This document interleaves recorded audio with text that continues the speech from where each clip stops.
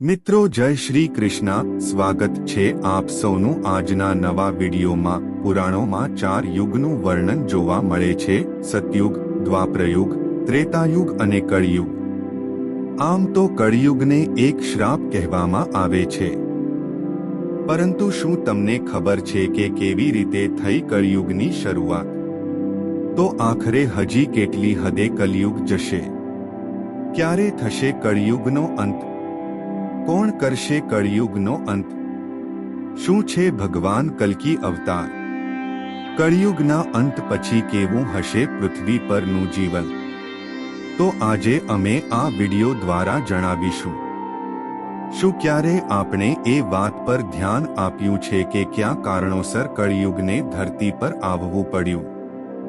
મહાન ગણિતજ્ઞ આર્યભટ્ટના પુસ્તક આર્યભટ્ટમમાં આ વાતનો ઉલ્લેખ કરવામાં આવ્યો છે કે જ્યારે તે 23 વર્ષના હતા ત્યારે કળિયુગનો 3000મું વર્ષ ચાલી રહ્યું હતું। આર્યભટ્ટનો જન્મ 472 ઈસમાં થયો હતો। ગણતરી કરવામાં આવે તો કળિયુગનો જન્મ 3102 ઈસ પૂર્વે થયો હતો। ગીતામાં 4 યુગોની સમજૂતી ભગવાન કૃષ્ણે ગીતામાં કહ્યું છે કે પૃથ્વી પર 4 યુગો આવશે। સતયુગમાં પૃથ્વી પર ધર્મનું વર્ચસ્વ હતું, ત્રેતાયુગમાં ધર્મની સાથે અધર્મ પણ વ્યવહારમાં આવ્યો હતો, દ્વાપરયુગમાં અધર્મ અને પાપે પૃથ્વી પર પોતાનું સ્થાન બનાવ્યું અને કળિયુગમાં પૃથ્વી પર ધર્મ કરતા પાપ વધુ છે।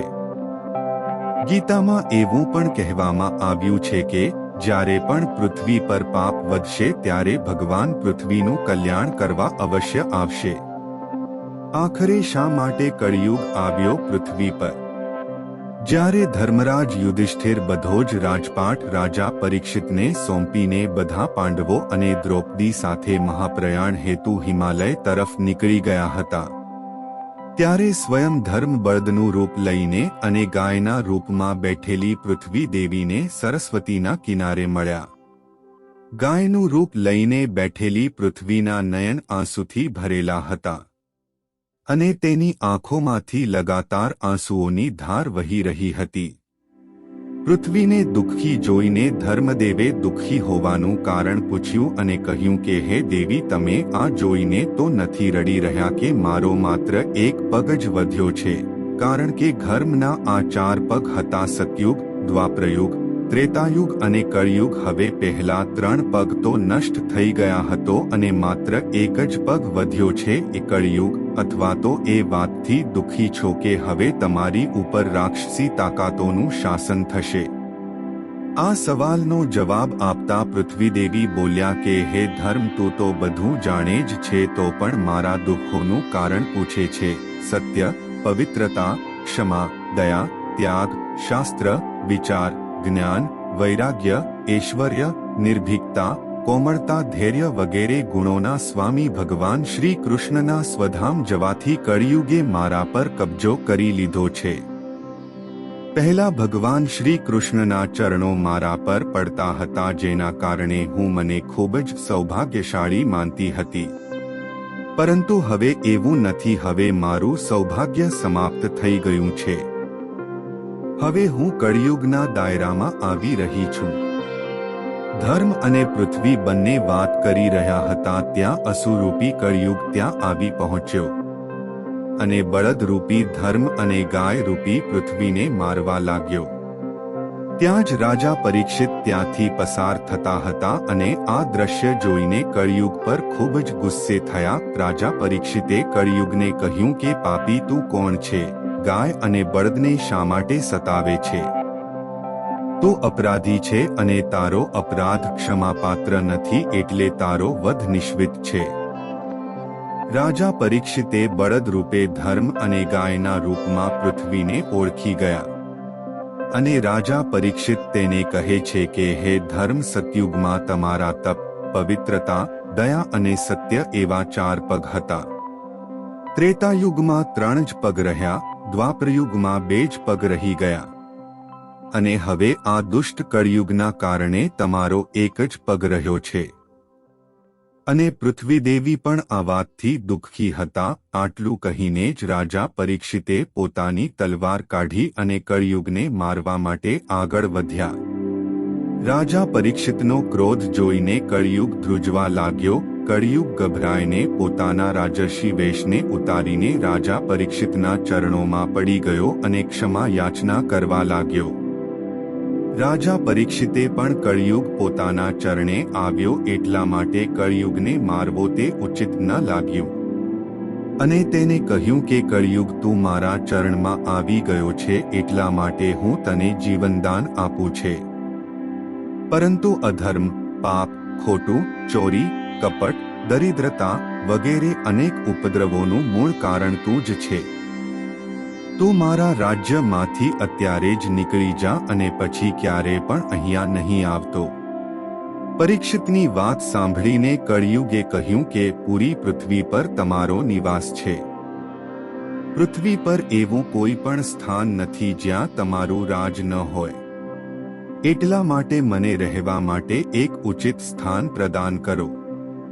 કળિયુગના કહેવાથી રાજા પરીક્ષિતે ખૂબ જ વિચારીને કહ્યું કે અસત્ય, કામ, ક્રોધ, મદનો નિવાસ અહીંયા પણ થતો હોય તો આ 4 સ્થાન પર રહી શકે છે.